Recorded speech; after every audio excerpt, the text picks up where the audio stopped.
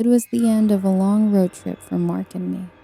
We'd been driving from Texas to the East Coast, visiting family and sightseeing, and New Orleans was our final stop before heading back home.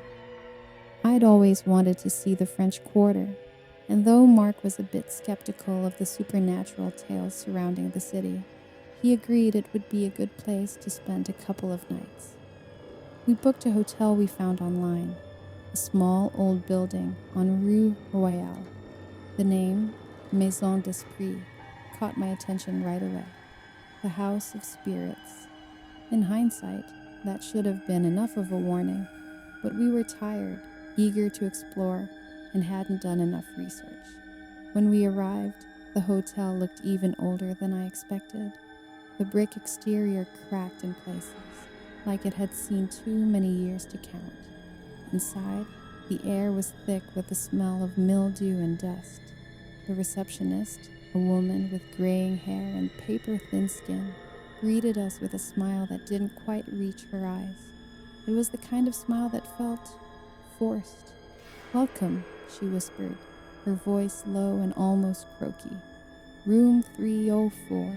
Enjoy your stay." We exchanged an uneasy glance. 304. The number didn't seem ominous at the time, but now I wonder if it was a sign we ignored. The elevator was tiny and groaned as it ascended. Every floor felt more like it was settling into itself than standing tall. We reached the third floor, and the hallway was dark, narrow, and suffocatingly quiet. The wallpaper was peeling and stained in places, and the wooden floors creaked under our feet, as though they were protesting every step we took. When we found our room, I noticed the door was slightly ajar.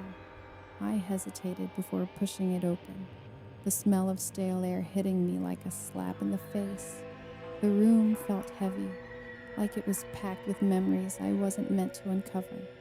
The curtains were thick velvet, blocking out most of the light, and the bed, a wrought iron frame with rusted corners, seemed like it hadn't been touched in decades. The furniture had a cracked, old-world charm to it, but it wasn't charming. It felt wrong. Still, we shrugged it off and decided to explore the city. The French Quarter was alive with music, people, and food. The vibrant atmosphere helped to ease my nerves, but when we returned to the hotel later that night, a strange unease settled back into my bones. The lobby was empty. The receptionist was still there, seated behind the desk, her hands folded tightly in front of her, a book resting in her lap. Her eyes met mine for a moment, but they didn't blink. Her gaze was unnerving, as though she could see through me. Mark and I didn't speak much after that.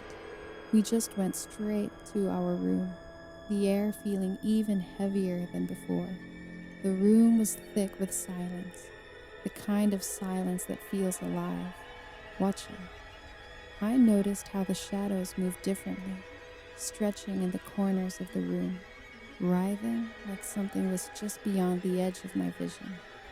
I climbed into bed, trying to ignore the creeping sensation that the room wasn't empty, that something else was here, with us. And then I heard it, a soft, subtle creak, like something was shifting in the corner. "Mark," I whispered, my voice shaky. "Did you hear that?"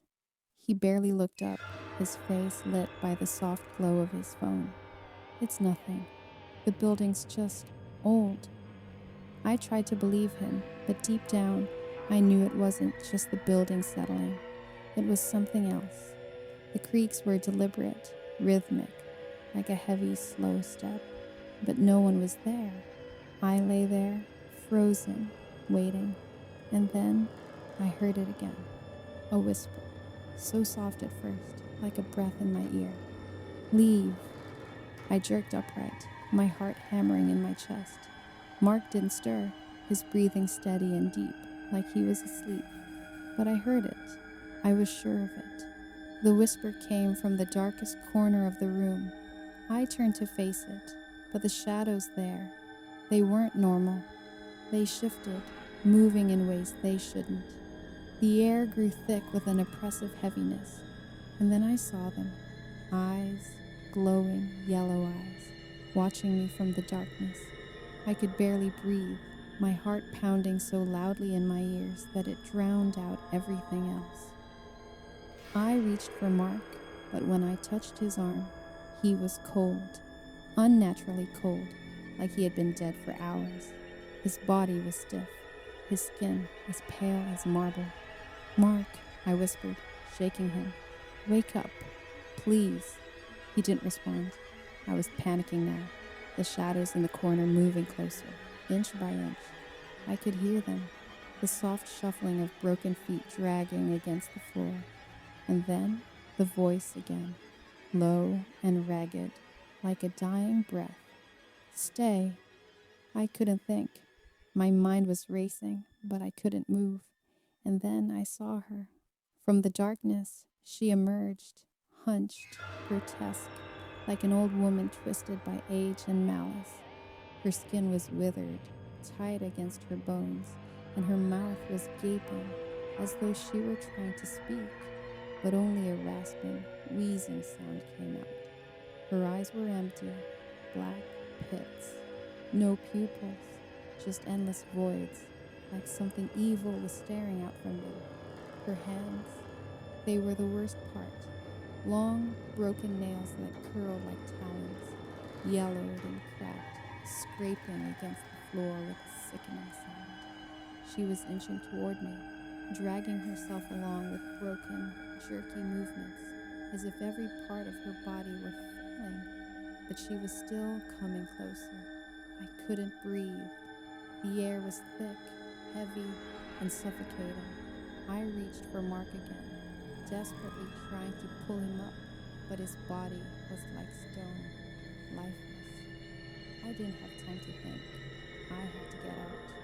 I ran toward the door, but before I could reach it, her clawed hand shot out, grabbing my arm. Her nails scraped against my skin, leaving burning, deep scratches, and I could feel her icy grip inside me, pulling me back toward her. The moment she touched me, I saw it. Flashes of the hotel, but not as it was now. It was older, much older. People trapped in time, their faces twisted in agony, their eyes pleading, begging to escape. They were all stuck, just like her, just like the house. The door slammed shut before I could escape, and I fell to the floor, gasping for air. The shadows were alive now, closing in around me. I didn't know how much time passed, but somehow I managed to tear myself free and run down the hallway. The whispers followed me, scratching at my mind, twisting my thoughts. I burst through the front door into the street, but I didn't stop. I didn't look back. The police found Mark's body the next morning, still lying in the bed, stiff and cold.